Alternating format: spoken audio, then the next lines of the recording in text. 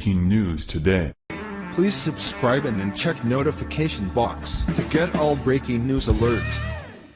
Houston's dim mayor who threatened people trying to escape storm just got smacked hard by karma. And once again a far-left liberal politician has dropped the ball, or has he?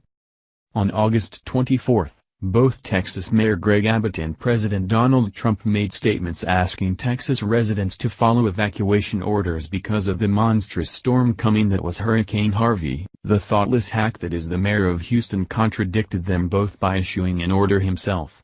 Democrat Mayor Sylvester Turner actually told people to think twice before trying to leave Houston.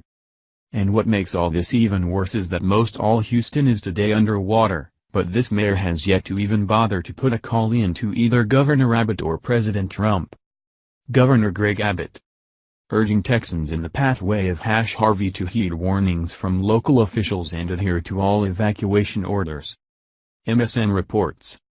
Houston residents huddle in the convention center as their homes vanish underwater.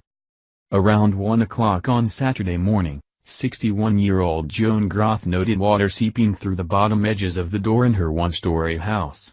By 4 a.m., it was waist-high, so she and her husband William, like other Houston area residents that night, climbed into the attic. Water would rise 7 feet inside her house.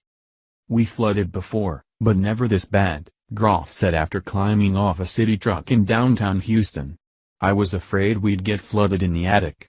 Indeed, the National Weather Service was warning people to wait on their roofs rather than in their attics for rescue.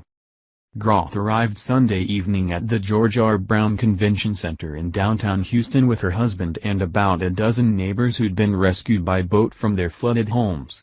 She, like others filing into the convention center Sunday, was plucked from her home by a boat driven by the National Guard, the Houston Fire Department, or just a friendly neighbor. Houston residents arrive at the shelter happy to be dry and alive, but as the shock of their water rescue fades, attention turns to the future. Thousands of people in Houston are homeless now, all their possession claimed by the floods. Even those with salvageable houses will need to wait months for repairs. Although the most urgent rescue efforts are ending in Houston, a years-long problem is just getting started. George Snow, 68, was dazed to be vying for a cot in a city shelter, his South Houston house in ruin. "It had never flooded there before, so we were just going to ride it out," he said. "We didn't have any idea it was going to be this bad." His neighborhood, Scarsdale, sits in an area near Clear Creek and Dickinson Bayou, where water rose above the second story in some neighborhoods, and where boat owners flocked Sunday to join first responders in the rescue effort. Snow and his wife were picked up by a volunteer boat owner. In the stress of unexpected catastrophe, Snow said, he and his wife were unable to pick the valuable belonging from their 3-story house. Many of the evacuees filling the center carry all their dry possessions with them. Ariel Wadler, 21, marveled that everything she owned she carried in her purse, mostly dry clothes, shampoo, and conditioner. She and her family had waded across a street to a neighbor's 2-story home when water began to overtake their ground floor. The floods that followed swallowed her bedroom, and she was rescued the next morning by a National Guard boat. "I can't even feel anything," she said. "That's why I'm not crying."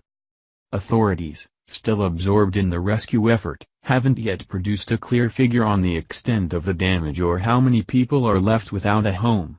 Evacuees throughout the shelter told of their own rescue by boat.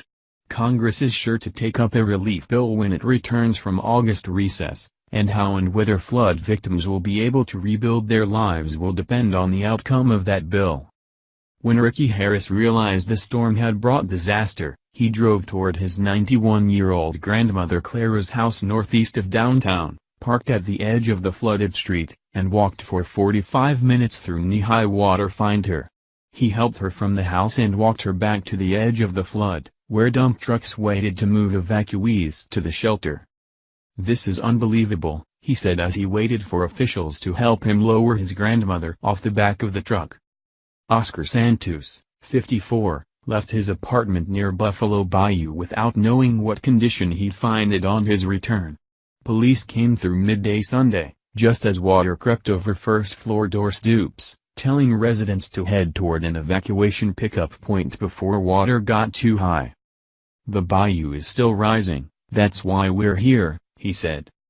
A neighbor who didn't leave has been sending Santos videos showing the bayou slowly overtaking his apartment. The city's homeless have also flocked to the convention center. Many spent Saturday night trapped in pounding rain, and then were trapped Sunday by the shutdown of public transportation.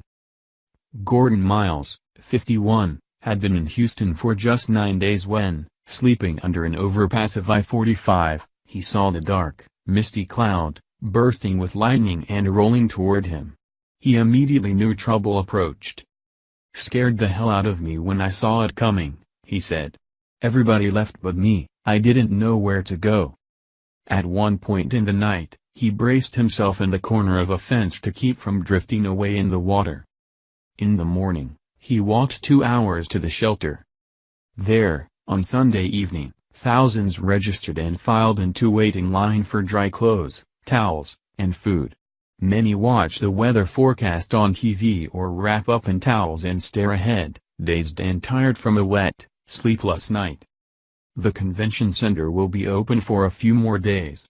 After that, while Houston flooding refugees' homes are repaired or demolished, they'll need to find elsewhere to go. Why does this smell of a conspiracy to me? This could very well be the left trying to make the Republican governor and president look bad. In fact, this reminds me of the famous Barack Hussein Obama era quote, "Never let a perfectly good crisis go to waste." There is no logical justification for this liberal mayor to have ignored and told his whole city to ignore the orders of the governor and of the president unless there was an ulterior motive to this action. Will they now call in their hacks in the mainstream media and entertainment industries to unjustly fault Abbott and Trump for this mess like they did with President George W. Bush and Hurricane Katrina? It certainly is starting to look that way. But let's not forget that back in 2005, we didn't have much of an alternative media presence like we have today. So this time around they better watch themselves, because we won't be putting up with any mediocre, clearly mentally disturbed rapper going on national television trying to push the narrative that Governor Abbott and President Trump don't care about black people. This time the leftists will own their sins. Thank you for watching this video. What do you think about this? Share this on Facebook and Twitter along with your comments.